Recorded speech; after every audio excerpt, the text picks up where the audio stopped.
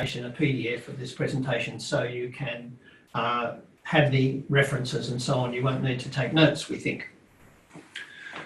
So this slide demonstrates some research from Woodhouse and Co. About the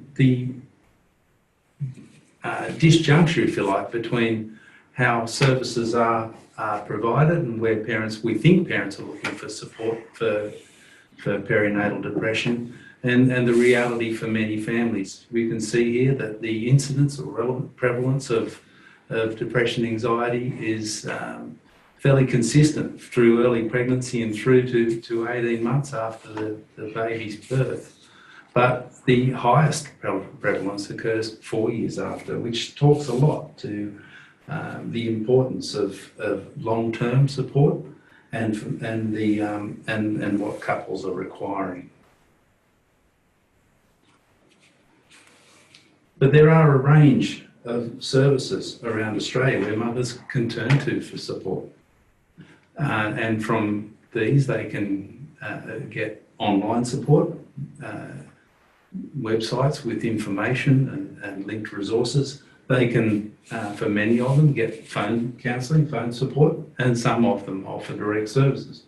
And there's also hospital services, GPs, and community services such as child and family health nursing. But this raises the question, where do mothers go to, particularly mothers who are at risk of mental illness? This work from Schmid et al., which is Australian research, shows that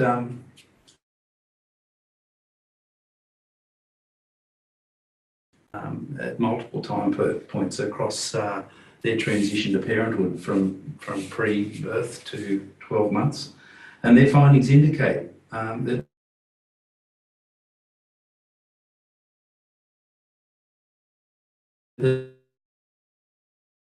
universal health services such as child and really limited use of specialist mental health services. Most of the mothers, either high risk or moderate risk or low risk, indicated a preference for partners and family as their first source of support and advice. And this is actually similar to other research. That's the possum, by the way, in the roof, if you can hear him or her. And this is similar to other Australian research and international studies. So we aim to, the recommendation from this research was that we would aim to change, help mothers to change their behaviour around health seeking. But of course, there's also the potential to increase the capacity for help that their partners are able to provide. It's therefore important to think about the risk factors for mums for depression in their first year. And of course, it's well known that a previous history of depression, that comes from Australian research too, is really, but that's not a modifiable factor. It's not something that we're able to influence. But a poor partner relationship is not only a predictor of the risk of depression, but it's also an important protective factor if that relationship is working well. Feinberg's research on co-parenting demonstrated, Feinberg worked with couples in the perinatal period and demonstrated that the poorest quality relationships were those that gained the most through intervention. This suggests that the couple relationship presents an opportunity for effective intervention during the transition to parenthood. Okay, here's an example of how you might, or how we did try and address this issue. We offered a free service as it's advertised up there, and was advertised very generally from a partner who's not doing so well. That was the target group for dads we were after. We had an initial interview and then did home visiting using the STEEP model with a video. One family that was involved in this pilot was Vicky, Tony and William. Vicky was hospitalised with depression for quite a few days, and Tony was then looking after William. At the first interview, Tony was quite clear that he didn't want to talk about depression, he wanted to talk about being a good dad. I started to visit when William was 3 months old, using video interaction. There were 10 visits over 7 months. At the end, I conducted what we described as a devil's advocate interview, where I said to Tony and then his partner, Vicky, well, what use was this? How did it work? Why did it make any difference? And why did you stick with it?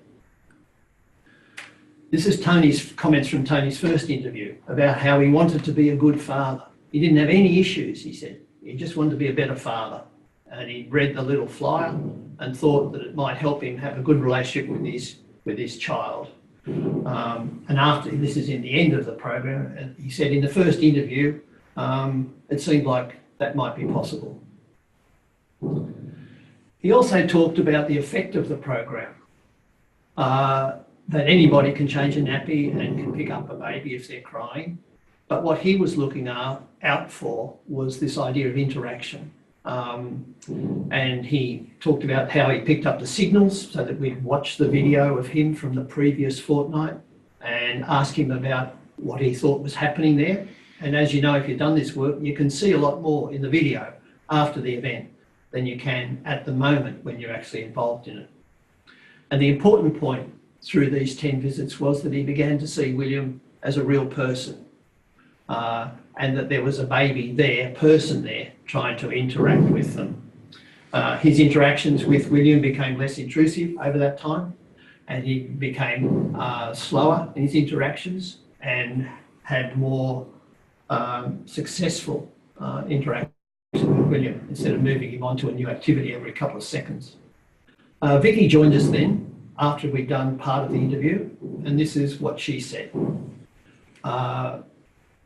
That Tony taught her to be more aware, that she had been particularly depressed about all the things there were to do for the two of them. And then it was her partner asking her, what do you think William's doing there? What do you think William's thinking? Was what the words we actually used. And it had that effect. So this process that involved 10 visits, talking to the father about his interaction with the baby, not about depression, and not about being a dad, really, in any general way. It was just about how you interact with the baby. And that had a flow-on effect to Vicky and improved her mental health and their relationships generally. This is not necessarily a model because it's very intensive. Having one-on-one meetings with the father over a period of 10 months, it's a pretty expensive way to do it. So we're not suggesting this is a universal service that could easily be implemented, but it's an example which has some important lessons. And I think one of those lessons is that we can see that the father in that family was clearly invested. He wanted to be the best dad that he can be. Each dad that we see will come into this with their own strengths and their own challenges, and until proven otherwise, I think we have to assume that they have a range of strengths. It's also important to note that their mother-father relationship may be a risk factor for the development of depression, but it can also be a protective factor, and that this relationship is not at more risk than relationships in other families, which is a surprising finding. There's a good example of this in the autism literature, where we find that people predict that families of children with autism are more likely to experience divorce and separation. And in that community, they talk about a rate of 80%, but the literature doesn't support that. In fact, there doesn't seem to be any real difference between the families of children with autism and other families. And the same seems to apply for families where mum is experiencing depression. We can feel comfortable to assume that the dad before us is, as I said, invested, that he's most likely to be her most important source of support. He's wanting and probably trying hard to support her, and he knows what's happening in his family. But we can also perhaps assume that he may not know what he can do or how to do it. This comes from Kleiman in a very handy book about the postpartum dad and practical solutions for living with them.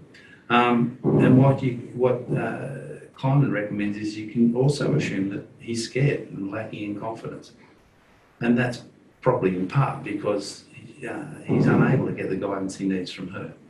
He's unable, we can validate his role with mum and with bub, acknowledge what's expected. And really we can start to think about and suggest some practical strategies for him that are going to help him provide effective support for her.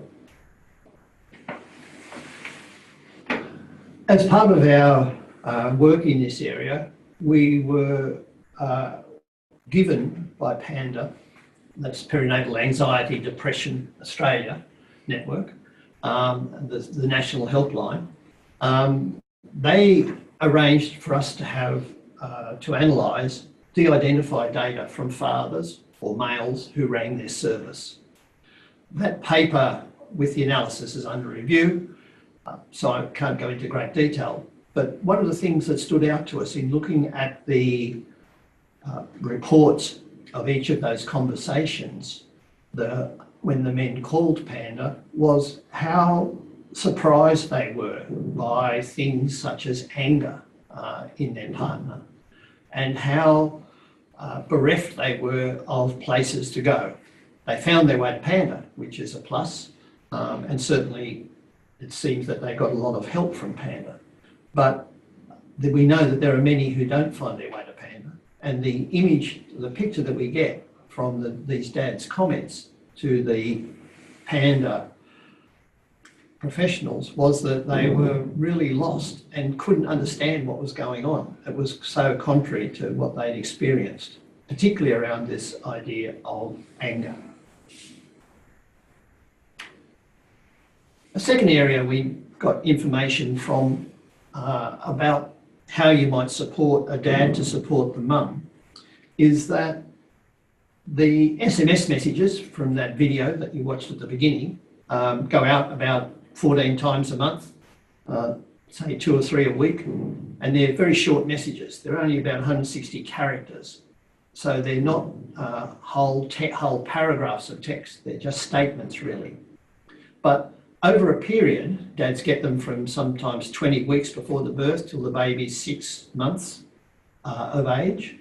So there are many small messages.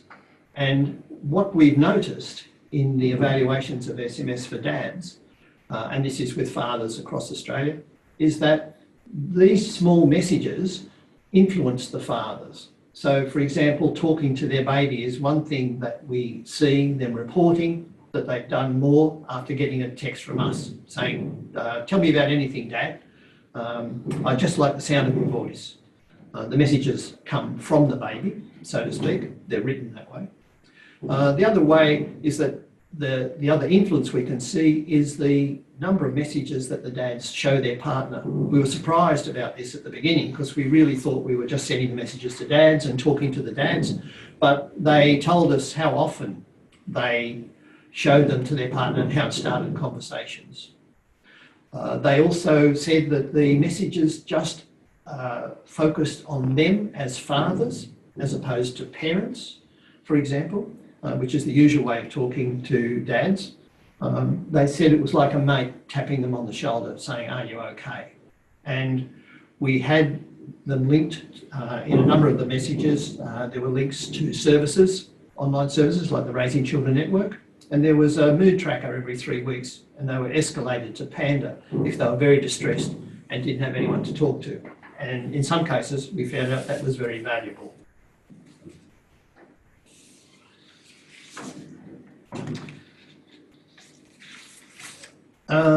We also have run a project in Queensland with SMS for mums and dads, and that was for mothers who had severe mental illness. This project is just finished now, or finishing now.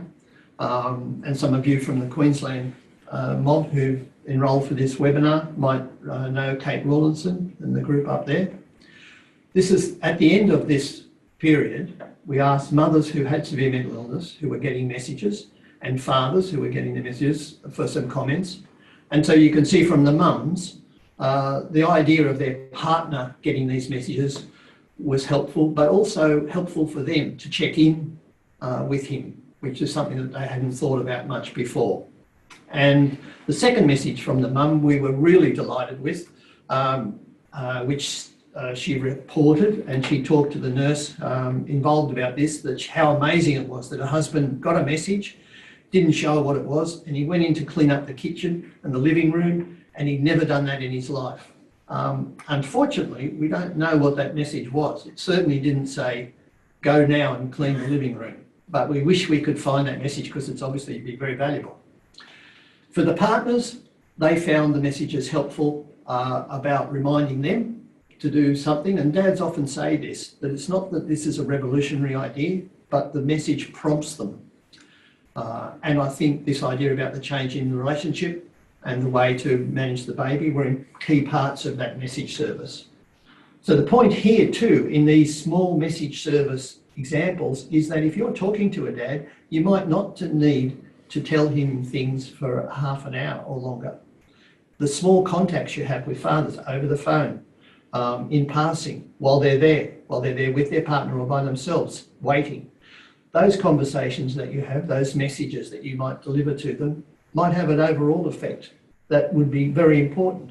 That's what we found in these examples, say, with SMS for dads. And the other thing they talked about a lot was that they thought they knew this stuff or they did know this information, but they found the timely reminders to be particularly helpful. So they were open to being reminded to interact with their baby, to tell their partner she was doing a good job and those sort of things. We also ran a dads and mums P&D group. That is, when the mums came in for a 6-week group sessions, mothers who had depression or anxiety, we invited the dads along one night usually and took them in a separate group. So when they came in, we said to the dads, come into this other room, we'll talk. And what they mentioned in those discussions while they were there, and of course they were there really because they wanted their partner to be fixed up. They weren't there to seek help for themselves, even though some of them were obviously quite distressed. They were there because they thought that the group could help their partner turn into the woman that she was before she became depressed. They mentioned a well-known idea of walking on eggshells and managing the emotions. And these were things that I thought were stunningly brave of them to manage. For example, one dad who was working at night came home and did the vacuuming. When he didn't do the vacuuming well enough, his wife's comment was, you haven't vacuumed in the corner. And the reason you haven't vacuumed is because you don't love me and you don't love the baby. And I think that sort of emotional outburst, which needs to be managed by the father rather than sort of angrily responding, of course, is an important part of his understanding of what the task is in being a partner trying to support.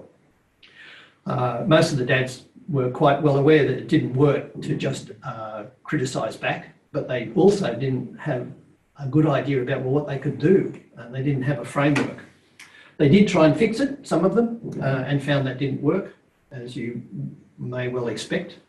They also didn't have a focus on the baby, and I think this is an important shift to make, is that we now know that fathers' involvement with the baby is important for the baby's development, irrespective of the mother's involvement, so that the father has an attachment relationship with the baby that can ensure the baby develops well, even when the mum is depressed or anxious. And so this is an important aspect we think is often a new idea to dads, not just taking care of the baby, but really seeing themselves as an important influence on their development. And the last thing that happened in those groups is when we asked the mums, back in the groups where we brought the dads back in and the mums and dads were together, asked the mums how they went in explaining what they needed to dads. There was a number of mums who said, well, they actually didn't tell him anything, anything much. So that's an important learning too.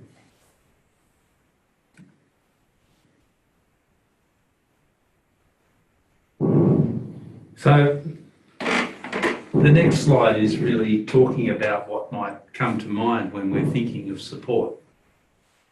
The term support is actually derived from Latin, probably doesn't surprise you, where sub means under and porter means to carry.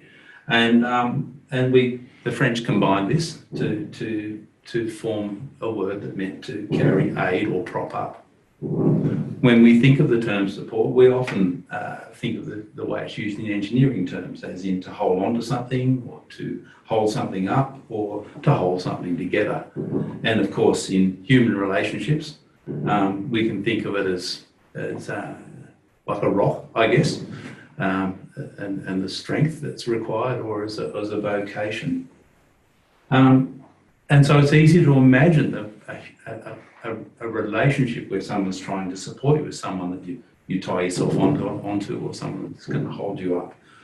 Or it requires usual strength or usual unusual stoicism or a sense of vocation.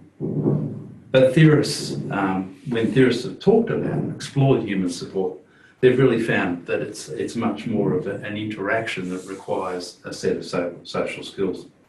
And we know that couples usually learn how to do this as time goes by. However, and unfortunately, their early experience of support in the parenting role are often gained in times of challenging circumstances. It is actually useful, I think, to understand support and the importance of support in human relationships as it revolves around trust. Katrina's work really demonstrated that a very strong link between trust and support, and trust theorists have described trust as the foundation stone of human relationships.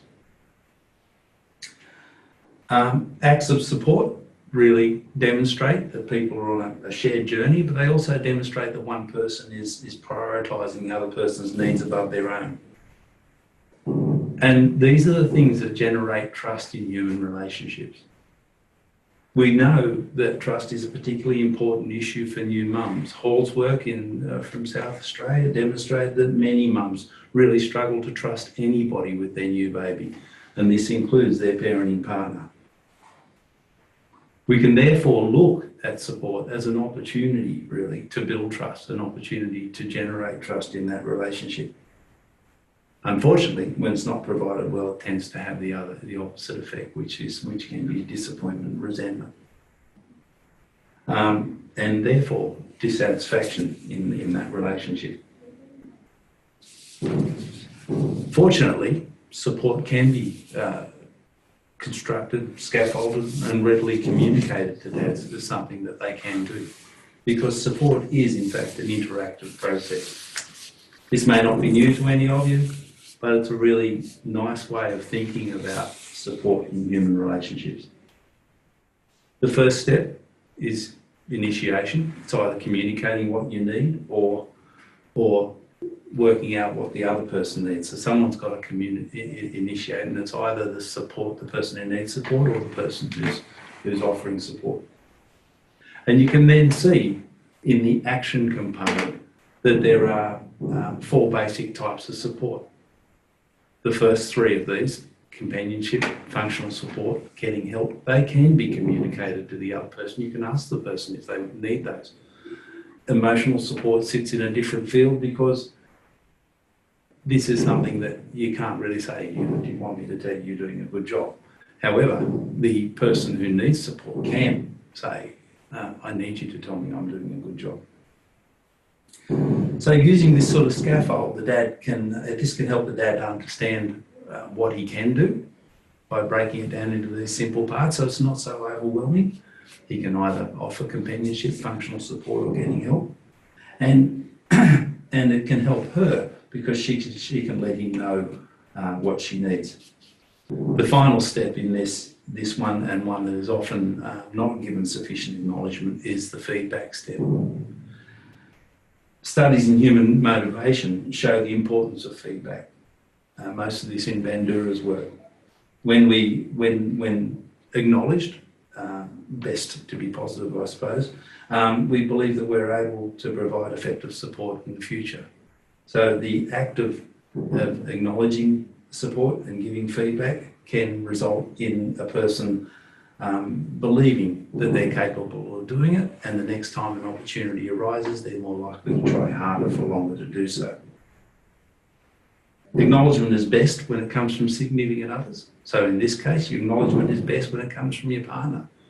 However, if your partner's not able to do that, then it can come from other people, like you, like the clinicians, who can say things to the dads that acknowledge his effort to provide support and also acknowledge what he does. So as an example, if a dad was to, in terms of functional support, take the baby away for a while and give her a break from the baby, then the clinician could say, I think it really helped when you came home and gave her a break by taking the baby for a walk. Was she happy to see you when you came back? The point here being that here the clinician not only provides positive feedback, but has also alerted him to the potential non-verbal but positive response that his partner might give him by being happy to see him when they came back. If Dad, let's move on.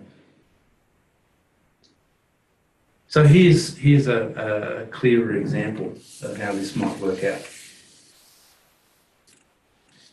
And it may be better done, I think, in stories if you've got them. So couching this in a scenario and asking him about an experience of support and trying to describe to him what he could have done in those three terms. So if you imagine he came home and she was very distressed, he could be saying, would you like me to sit with you for a while? Would you like me to clean up or take the baby for a walk? Could I call your sister? Could I get someone over? Could I look for some information for you? Is there any of those things that I could do to help you now?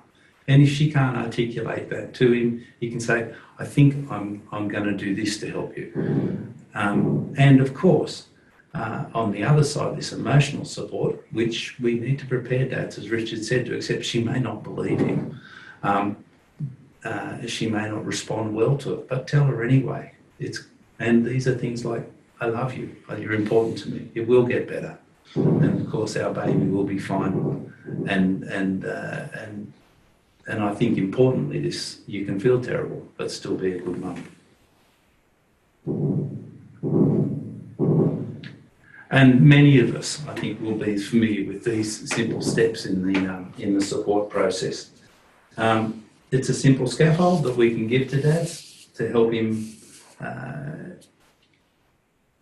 plan and what he needs to do. We can talk through this once again in the context of situations that have happened to him, and we can teach him about the importance of in nursing and other allied health. I think what we refer to as generally as the love sandwich. I think the tradies have got another description for it where they described a bit in the middle. But the importance of this is to bookend the support process for him, starting with something positive and finishing with something positive. And in the next steps, work with her to find out what she needs, do something, and finally, she may not be able to give you feedback. You can check in to see if you got it right and ask her if that was okay. Is there anything else she would have or liked, or is there another way she would have preferred you to do it? Mary Nolan talks about the importance of getting one thing right, doing one thing and finding a way to. So it might be a good meal, it might be a bit of sleep, it might be a bit of time out, and that first step in getting these situations back under control is to achieve a bit of success in doing one thing. But regardless of the outcome here, he signalled to her that he's trying. He signalled to her that he's invested and he's put her needs above his own. These signals can be expected to nurture trust in that relationship. We can also work with her in her relationship with him. We can ask her to think about the ways that she can ask for emotional support, the ways that she can ask for companionship, the ways that she can help him to work out what he can do. And highlight for her the importance of giving feedback to him. If she can't say, you've done a great job, she can say, thanks for trying. She can try to be specific and say, thanks for doing what you've just done. That you took the baby for a walk was fantastic, that was good for me. Or just telling him that his efforts to try and support her are important to her. The other side of this is conflict. And we know that support fuels trust, enhances trust in relationships, and that conflict is the factor that's most likely to erode trust.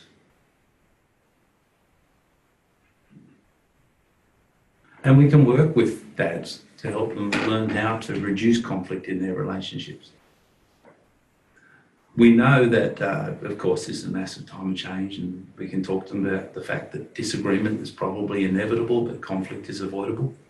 But we can more specifically talk to them about the triggers in their relationships, the things that are most likely to result in conflict. And one of the ones that people talk to us about, and many couples have highlighted in our discussions, have been the difficulty of coming home when they have to shift gears and resync with each other, when they're both keen to see each other, but usually it can often turn sour at the threshold. Some of the mums have said a really important thing to tell him is to bring food, hopefully something healthy. But the other options, and the ones that one dad in particular described beautifully, was this taking the baby for a walk, where he'd negotiated with her in advance and said, this is a problem for us, it's not working well when I get home, how about we change that? And so he was able to arrange with her to have that sort of situation ready. He'd come home, immediately just take the baby for a walk, take it out of her space for a while, and then everyone gets to slow down. He gets to slow down and spend time with his baby. She gets to slow down and have time to get herself together a bit. And the joy there was really that she'd be happy to see him when he brings the baby back safely, which is obviously good for her attachment and good for him, and good way of resetting the activity that happens when they cross the threshold. So in helping dads to be supportive, we can work with them to develop skills and understanding, really the simplicity in a way of being able to negotiate and provide support. Talk to them about skills to reduce conflict, to identify the triggers, and just work on one at a time. And finally, which we don't have time to really address in today's seminar, but the skills to care for their baby. Because, as Richard said earlier, his parenting can moderate the impact of her depression on the infant. And we can work with him to develop those skills in negotiating support and providing care. So, in summary, what we're suggesting, firstly, is to recognise, and if you've joined this webinar, then you probably already know this, that dads are a key support for distressed mums and for their babies. We suggest there's a set of skills that are applicable to him, and that clinicians in your role, we imagine, will have some opportunities, depending on how effective your service is, in engaging fathers, and that's another webinar that we haven't got time to go into today.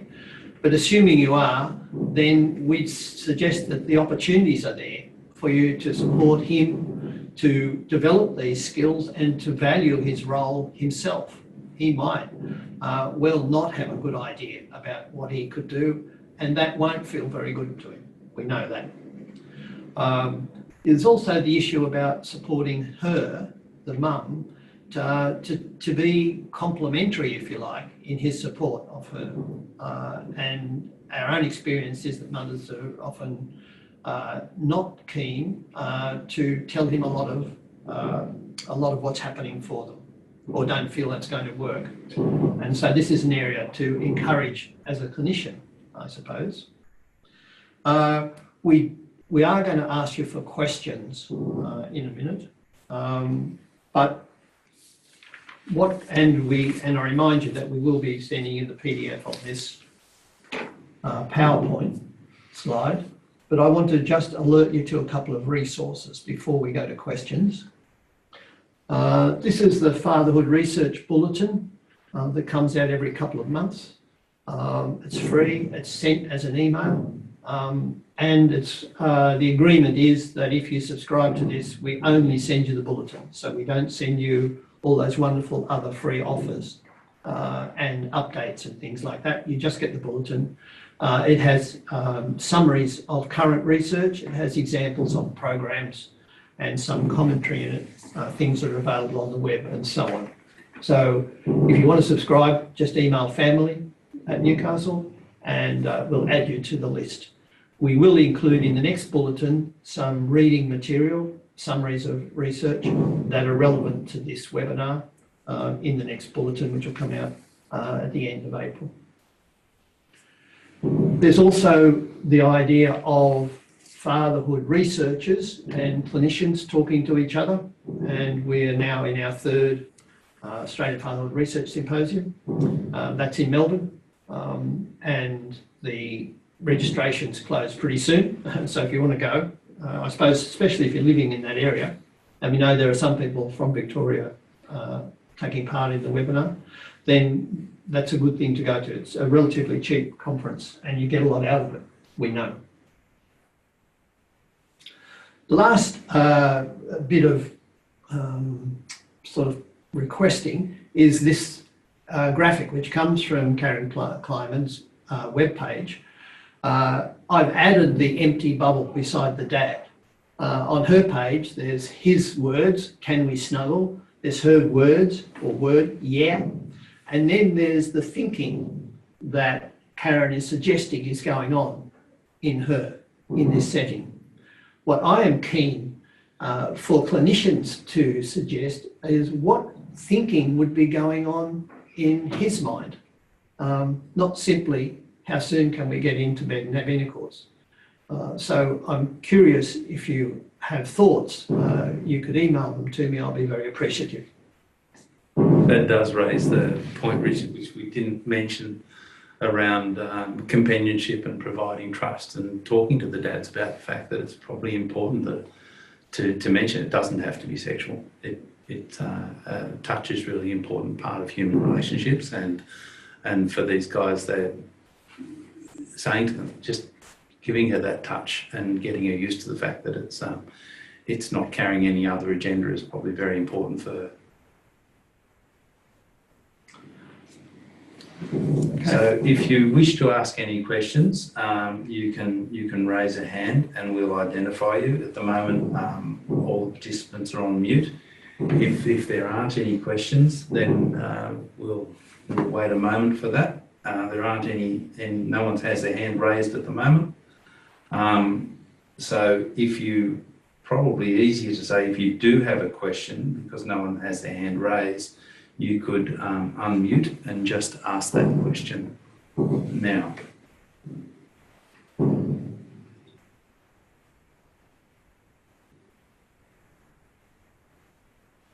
So while we're waiting for that, we are recording this webinar, and we will use the email list to offer a link to that recording. Excuse me, there's some questions in the group chat. We've got some questions in the group chat. Nikki? Some people have put some questions up in text on the group chat. Okay. So Karen has asked, is there more funding? And Brighter Futures have asked, when will SMS for Dad become available again? Quick Google revealed that it was on hold waiting for funding. Thank you, Nikki.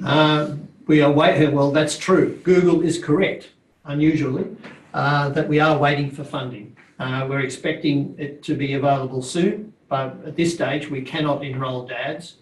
We'll certainly be alerting everybody as soon as it is available, because it probably will be on a state-by-state basis. So we've just finished a program in South Australia and that Queensland study, for example, and Mission Australia, we're in discussion with them now about Queensland, but New South Wales and other states, we're waiting to hear from various organisations, NGOs. There's also developments in the corporate space, so if any of you are in or have relatives working for companies like KPMG, Microsoft, Deloitte, those sorts of high-end companies, they're about to start a pilot offering SMS for dads to their staff. So, sorry, all I can say is you just have to watch this space. Nikki, thank you for that. We can't see the group chat with our interface, so if you can see any more questions there, it'd be good if you alerted us.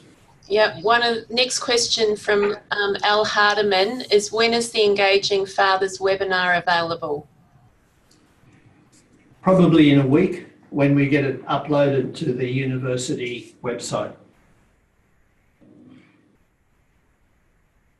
And when this becomes more available and funding's available, how do you intend to notify people that it is available, and will there be eligibility criteria, or will it be available for all fathers? We will have eligibility criteria because of the funding restraints, so that we have restrictions on who can enrol. When we were working with Defence Health, for example, only those people associated with Defence Health could enrol. So it depends on who gives us the money to fund particular groups of fathers.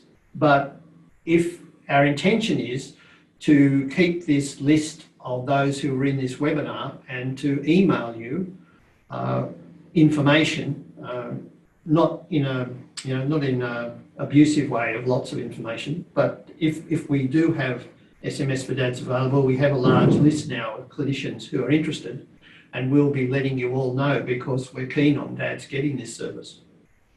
Someone has got their hand raised. Karen, do you want to unmute? I can unmute you here. Sure. Hello. It's really just a comment to say thank you, and I'm aware that there's a link among women with postnatal depression between improving their mental health and social support via maternal self-efficacy, and I think your suggestions aligned perfectly with that theoretical model, so thank you for that. Thank you. Thanks, Karen. Yes, what we're really trying to do here today is get the ball rolling, really, in trying to set up a way of understanding this in as simple a way as possible so that we can apply it in clinical practice.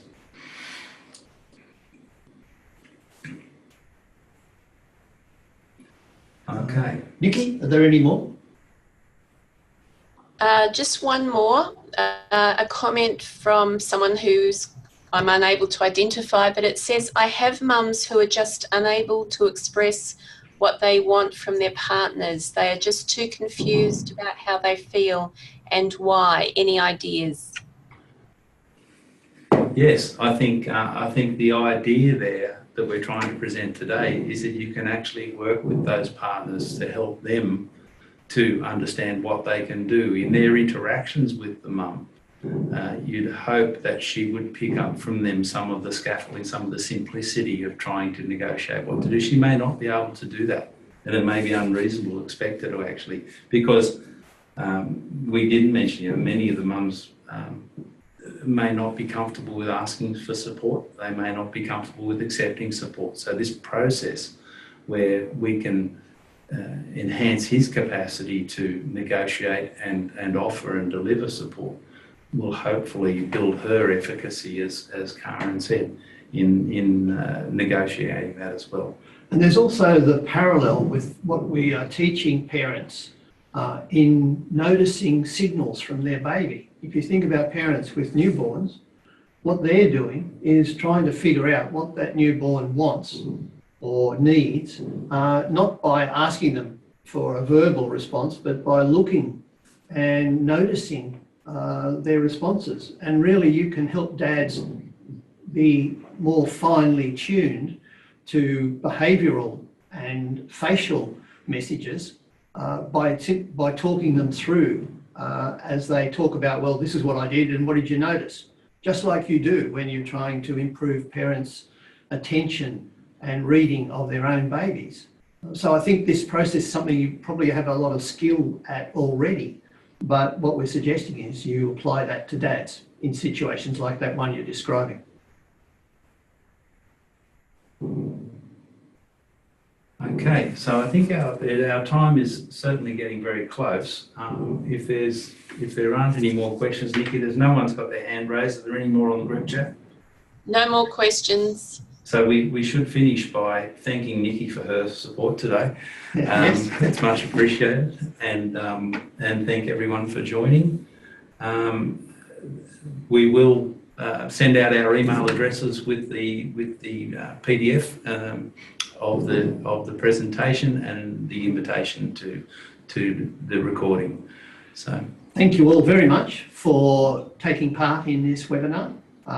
Even though most of you have simply been listening and watching, we feel like we have some connection perhaps with you, and we hope that this is an ongoing connection as this area develops. So we look forward to future contact in whatever way that happens. And thank you particularly as well to Mission Australia for their support of our work in this area. You can see it's difficult to get the support we need to keep SMS for Dads working, and they've been provided important support for us in bridging some of our work. So and for today's webinar. So thank you very much, everybody. Thank you both very much. It was a very useful session. Okay.